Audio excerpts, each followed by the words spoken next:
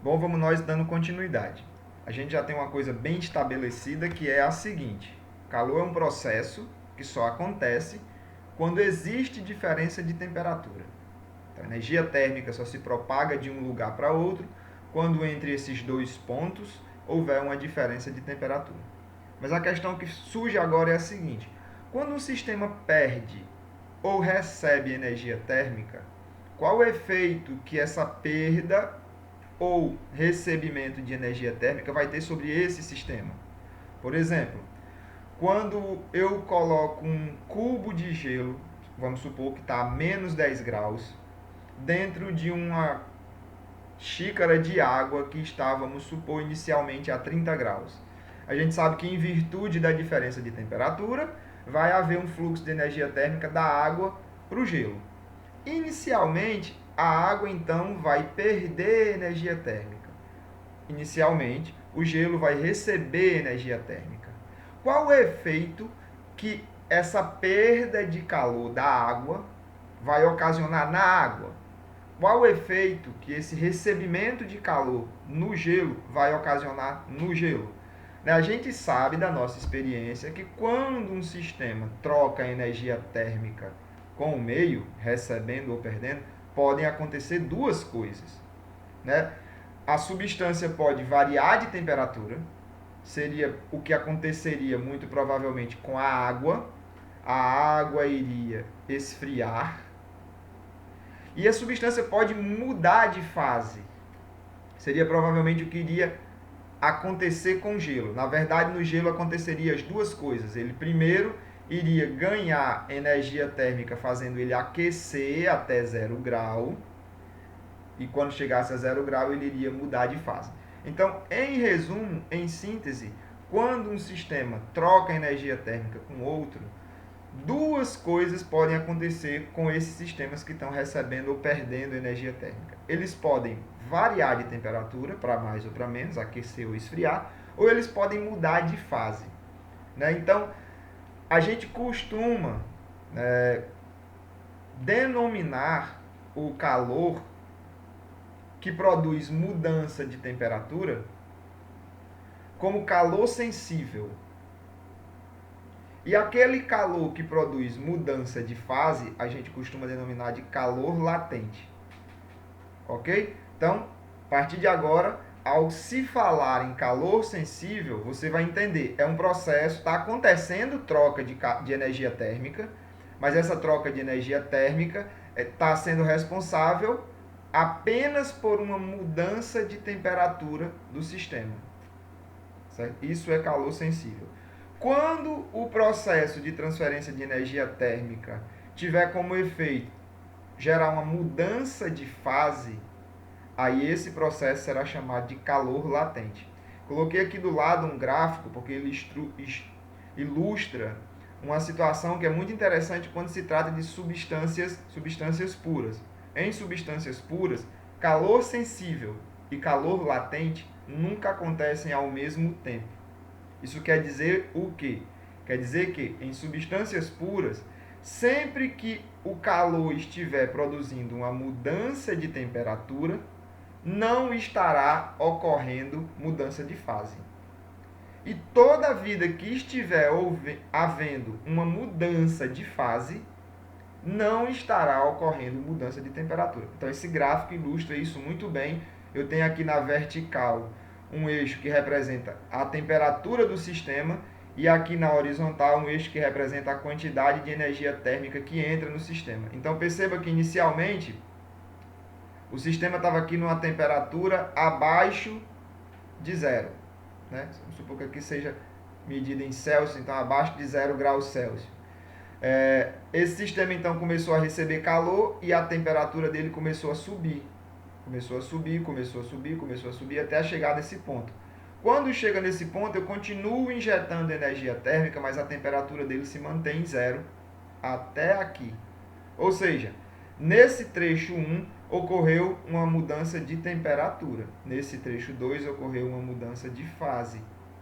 Depois que a mudança de fase se concretizou, se eu continuar injetando calor, a temperatura vai voltar a variar. Aqui no trecho 3 ocorre de novo uma mudança de temperatura até chegar neste patamar aqui, né, numa outra temperatura, onde, embora eu continue injetando energia térmica, a temperatura não sobe nem desce. Aqui está acontecendo uma outra mudança de fase.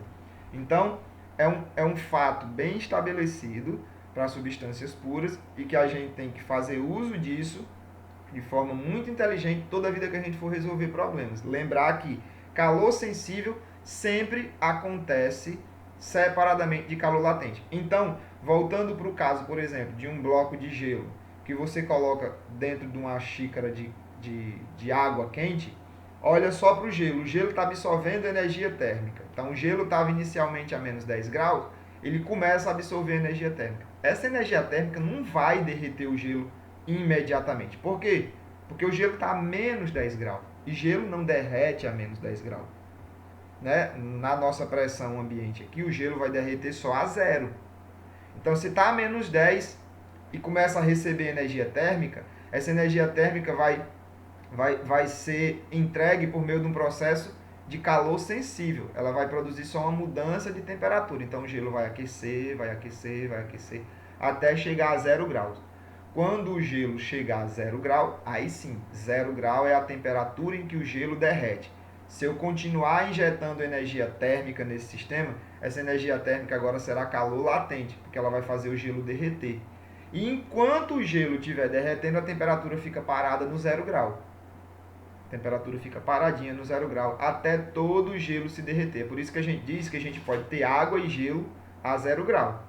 Né? Aquela coisinha de água que já derreteu, ela fica lá a 0 grau, esperando o restante do gelo derreter, tudo a 0 grau. Quando o gelo derreter completamente, se eu continuar injetando energia térmica, aí aquela água que está a 0 grau agora vai aquecer. E assim sucessivamente, a mesma coisa ocorre lá quando chegar no ponto de ebulição. Então você tem que lembrar que o calor latente ele só vai acontecer quando a substância estiver ali no seu ponto para mudar de fase, certo? Então nós vamos falar primeiro um pouco sobre calor sensível, que é o processo para fazer mudanças de temperatura. Bom, aqui eu tenho uma tabela, tá tabelado, isso são dados que você encontra em qualquer livro de termodinâmica, em qualquer site na internet que fale sobre o assunto, está tabelado calor específico sensível. O que é o calor específico sensível? Lembra quando a gente definiu caloria, que a gente disse que a definição de caloria, né? Que 1 grama de água, para variar de 1 grau, precisaria de 1 caloria? A gente diz que esse é o calor específico sensível da água. É uma característica da água. Né?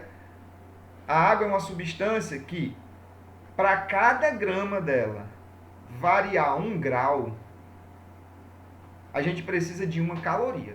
Então, se eu quiser aquecer 1 grama de água por 1 grau Celsius, aumentar a temperatura dela em 1 grau Celsius, eu preciso de 1 caloria.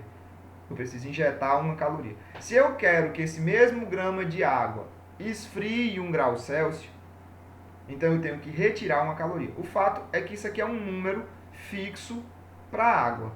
É uma característica física da água. Né? E se identifica a água, é como se fosse uma digital da água. E aí aqui está tabelado para outras substâncias. Por exemplo, a amônia. A amônia é mais difícil de aquecer ainda. Porque para cada grama de amônia variar 1 grau, eu preciso de 1,1 caloria. 1,1 caloria. Então é mais difícil do que aquecer ou esfriar a água. Alumínio é mais fácil do que a água. Porque para cada grama de alumínio variar 1 grau Celsius, eu só preciso de 0,22 calorias. Então perceba que esse parâmetro, né, essa grandeza, o calor específico sensível, ele está, de certa forma, relacionado com a facilidade que o sistema tem para mudar de temperatura quando ele recebe calor. Você vê que a água precisa de 1 caloria para variar 1 grau cada grama. Então, a água tem uma certa resistência para mudar de temperatura. Você vê aqui, por exemplo, que o chumbo vai variar de temperatura muito fácil, porque cada grama de chumbo, para variar 1 grau, só precisa de 0,031 caloria. Então, é muito fácil aquecer ou esfriar chumbo. Não é fácil aquecer ou esfriar água, não é fácil aquecer ou esfriar amônia. Né? Então, você pode fazer a seguinte relação: quanto maior o calor específico sensível, quanto maior essa característica da substância, mais difícil é de aquecer ou esfriar a substância. Né? Mais calor eu preciso injetar para que ela produza uma determinada variação de temperatura. Ok?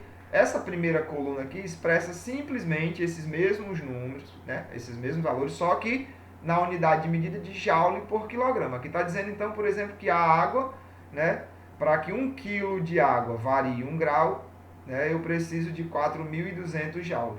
4.200 joule. Aqui ele usou a aproximação que a gente fez há pouco, de que cada caloria equivale a 4,2 joule. Né? Então, cada caloria equivale a 4,2 joule. Se eu preciso de 1 caloria para que cada grama de água varie 1 grau Celsius, então eu preciso de 4.200 joules para que cada quilograma de água varie 1 grau Celsius. Ok? Então, é óbvio que se eu sei quanto cada grama precisa para variar 1 grau, eu sei quanto eu precisarei, por exemplo, se eu tiver 10 gramas e se eu quiser variar 50 graus. É muito simples. Né? Isso aqui me diz quanto é para cada grama e para cada grau. Então, se eu tiver uma massa diferente de 1 grama, se eu tiver 10 gramas, eu vou multiplicar isso pela massa total. E se eu quiser variar essa temperatura em, digamos, 25 graus, eu preciso multiplicar pela variação total de temperatura. Consequentemente, essa equaçãozinha aqui, que é uma equação fundamental da calorimetria, ela me diz quanta energia térmica ao todo eu preciso injetar no sistema se eu quiser fazer a temperatura dele variar tanto. Então, se eu tenho uma determinada massa de uma determinada substância e quero produzir uma determinada variação de temperatura, eu calculo a quantidade de energia para isso desse jeito. Voltando para aquele exemplo do gelo, por exemplo, se eu tinha lá 50 gramas de gelo que estava a menos 10 graus e eu queria aquecer esse gelo até 0 grau. Então, eu tinha uma massa de 10 gramas, eu queria fazer aquele cara aquecer 10 graus, porque estava em menos 10 e ia até 0, então ia aquecer 10 graus. Isso aqui seria o calor específico do gelo. Isso aqui mediria quanto que o gelo precisa para cada grama variar 1 grau. Essa equação vai me dizer quanto que qualquer quantidade de gelo precisa para variar qualquer quantidade de temperatura. Tá? Então guarde, exercite bem esta equação, tente entendê-la, porque ela está lhe dizendo somente isso. Quanta energia é preciso para produzir uma variação de temperatura numa determinada massa de uma determinada substância. Ok?